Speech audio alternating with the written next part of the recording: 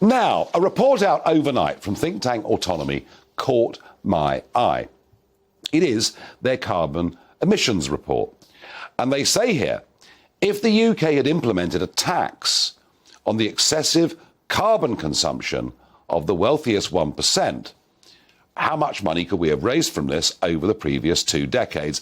And they're proposing a climate wealth fund. And I worry, in a country that is becoming increasingly divided, and in my view, actually being encouraged to be divided, is this now the new division? Do we isolate and demonise the 1%? Well, I'm very pleased to say that media spokesman Joe Ryle from Autonomy joins me down the line now.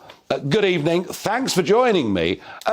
Is it surprising that the top 1% emit more carbon than the bottom 10%? I think it's astonishing what our research showed, which was that over a period of 26 years, more than 2 decades, the top 1% generate about exactly the same carbon emissions as the bottom 10% in this country. And that is very unfair on the face of it. And so what we're calling for is for a carbon tax to be introduced, and not at a massively high level, just a fair level. Those are the broadest shoulders that have been polluting the planet a lot more than everyone else over the last few decades. Pay that little bit extra so we can tackle climate change going forward.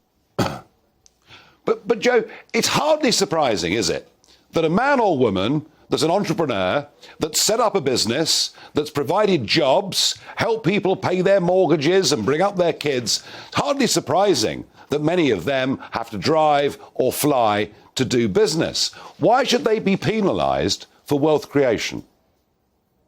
Well, that's fine, but, we're reaching planetary boundaries. We're hearing time and time again from all the major scientists. The UN have been saying recently, we were at the moment where incremental changes aren't going to work anymore. We have to fundamentally transform our economy, our society, to ensure we tackle climate change and, keep future generations happy and healthy. And so on that basis, absolutely, we should be looking at where the pollution is being emitted. And, our report is very clear. It's the top 1%, the disproportionately, there's an enormous amount of carbon emissions compared to everyone else.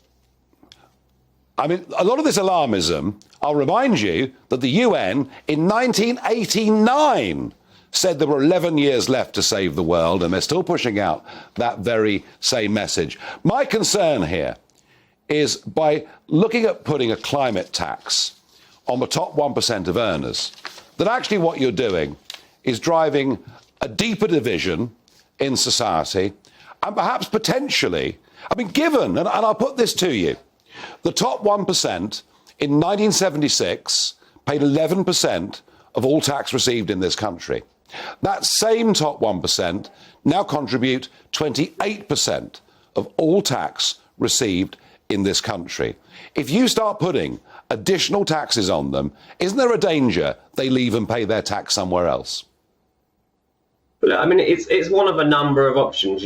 We need to do everything we can to tackle climate change. And yes, we're all doing our bit. We're recycling, we're flying less, we're turning off the light bulbs. But at the end of the day, we're not on course to meet the carbon targets that we need to meet. We all know we need to be reducing our carbon emissions.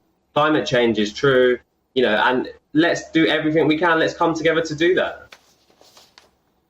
All right. You've made your point of view very clear. Joe, thank you very much indeed